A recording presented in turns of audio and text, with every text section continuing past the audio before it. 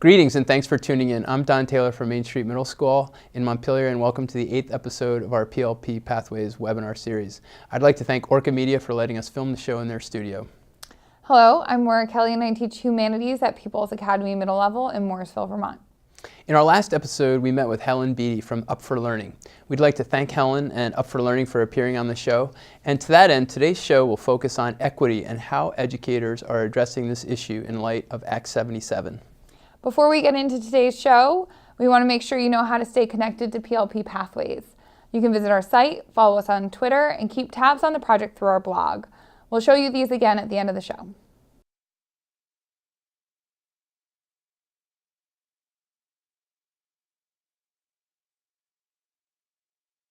So the Agency of Education's 2014 document, An Introduction to the Education Quality Standards, states, the 2014 Education Quality Standards, or EQS, replaced the former School Quality Standards, or SQS. These are State Board of Education rules, the purpose of which is to, quote, ensure that all students in Vermont public schools are afforded educational opportunities that are substantially equal in quality and enable them to achieve or exceed the standards approved by the State Board of Education. Now, today's conversation is the initial one about equity. I've been hearing a lot about equity, and I went back and I started looking at the EQS, and I've been hearing about this, and I also wanted to quote another document which states, Act 77 is a law born of a need of equity. That is, it recognizes that when students graduate without being proficient, they are at a severe disadvantage in any path they choose in life. The article went on to state that when students entering college are unprepared, this is an inequitable outcome of the educational process that obviously has severe implications. In my reading and discussions with other educators, this concept of equity keeps reappearing. In light of the three pillars of personalized learning, PLPs, proficiency, and flexible pathways, how are educators ensuring that all students have equitable opportunities to achieve, and that there is a level playing field, and that there is equity not only of opportunity, but in several different ways as well. Today, Maura and I are going to have a discussion about what that means regarding PLPs and personalized learning. And so my first question to Maura is, when we talk about equity, what does that mean to you in your classroom? When I think about equity, I think about how the school is functioning as a system. One of the key things that I'm thinking about is the spaces and the times that are carved out for students to really pursue this personalized learning and have flexible opportunities within their day. And so I think, that's a big shift that schools need to make. And so thinking about, how schools are tackling this problem, schools are really going to need to carve out some of that time to allow access to all students.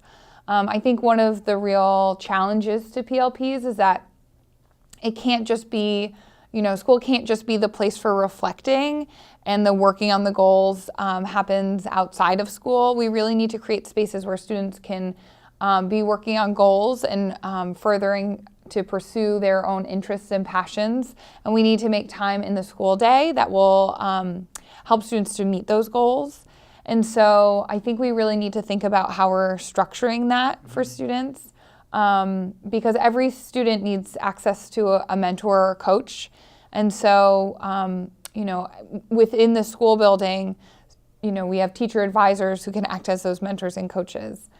I also think about it in terms of access to technological devices and access to other teachers. I know I have a few students who are doing projects that rely on technology, and we're so lucky. So one's like a 3D printing one. Another student is doing some design modeling for building a waterproof bike storage area at our school. And they really need to have access to that technology. And if we didn't have them at school, I really wonder if the students would be able to pursue these projects. And so giving students the access to the technology and the resources that they need. I also think about locations of schools and equitability between, our most rural schools in Vermont as opposed to schools that are in more urban areas, and just the access to resources. One of the things that I think is so wonderful about Vermont is we're so community-based when it comes to our teaching in our schools. And so making sure that every school is really reaching out to those community resources and really developing relationships, community-based relationships, no matter where they're located. I'm just listening to you in describing your vision of equity. I think I saw some specific focus points, one of which is time, making sure that all kids have equitable amounts of time to pursue, whether it be dual enrollment or flexible pathways or personalized learning. The other is access to adults and experts. Another thing that you brought up is access to the technology. And I would also add access to appropriate materials, like appropriate reading materials that they can connect with, access to the school experiences that are in some way going to, I wouldn't say be the same as at other schools, but have that growth opportunity in their own learning environment. And then the last one too is access to communities. And so these are really important ideas about personalized learning that we need to consider as educators so that we're creating a level playing field or a fair environment for all kids. And again, I guess I've been thinking about this, but I've heard more and more of it lately, and especially in regards to perhaps flexible pathways, which you mentioned learning outside of the school. And I certainly don't have this dialed in yet or solved, but one of the things that I've done in my classroom is when we do talk about abstract or ideas, or we do try and provide opportunities for kids, we're making sure that's based in the classroom. So a lot of what we do with citizenship, what we do with sustainability, we integrate that into the curriculum. And that's also something that involves equity, is how are you making sure that your curriculum is providing equitable opportunities for all of your students to explore and also express their proficiencies, not only across content, but across their interests. And so as we move forward with PLPs and as we move forward with personalized learning, I think this is going to become more and more important so that it doesn't exacerbate sort of the achievement gap or gaps in opportunity that might already exist. And a question to you is, are you receiving professional development about this, or how are you learning or conceptualizing equity and how to address equity in your classroom? I think two things. One would be experiencing it, so going through and sort of watching the students and thinking about how we're using our time and the opportunities from, one group of students to another, and sort of just experiencing it as a practitioner has created a nice lens. I think I'm a member of our school leadership team and also the curriculum council for my school district, and so we talk a lot about school organization. And I think one of the pieces that comes up is the idea of flexibility within the scheduling, also allowing some flexibility for teams for scheduling, but also for students. And I think, scheduling ends up being this crux that I think maybe was not anticipated in allowing access. And so I've been doing a lot of reading about sort of scheduling and how that works as we think about for our own school how we're going to address these. And then also we have a lot of professional development with Tarrant Institute for Innovative Education, and they come in and help support these conversations and help us actualize our dreams that we have for PLPs within our schools.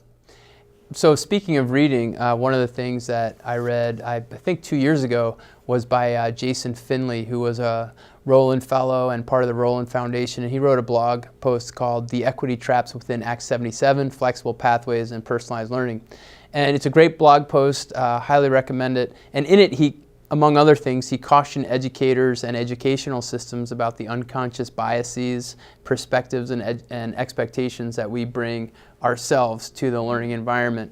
And again, it's just one of those articles that is kind of out there, and I revisited it. It was actually pointed out to me again recently by a participant in a professional development class, and I think it's important when you start looking at your own bias and your own background and your own expectations, and making sure that at least we're thinking that when we're trying to create equity in the classroom, and we're thinking about our expectations, and we're also doing research or reading about how to provide the most opportunity for all of our kids, and not just the kids who are doing well in school, but the kids on the periphery, and how do we make sure that they have those same opportunities that those kids who know how to advocate for themselves, those kids who know how to talk to adults. One of the things recently that I've just started to really notice is how kids,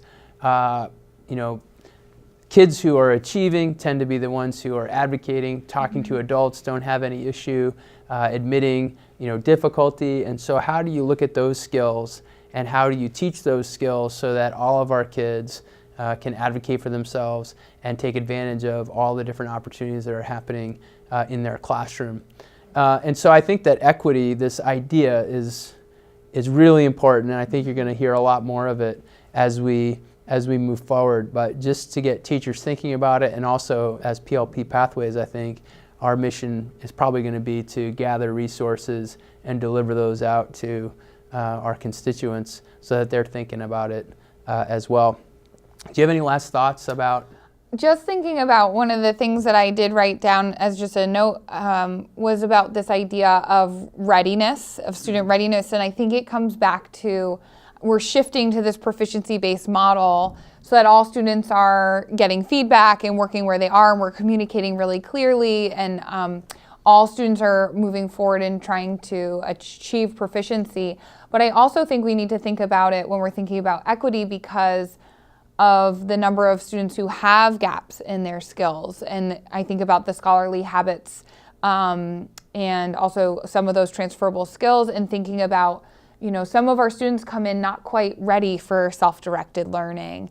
And we do have those gaps. And so thinking about where organizationally we need to fill those gaps. So thinking about having robust advisory programs that are really directly teaching the students, and also offering experiences outside of students' comfort zones. And I think we need to think really flexibly about how summers are utilized, and maybe, helping students who might have skill gaps in those areas provide some foundational skill work and experiential learning during the summertime as a way to help get them prepared for the self-direction.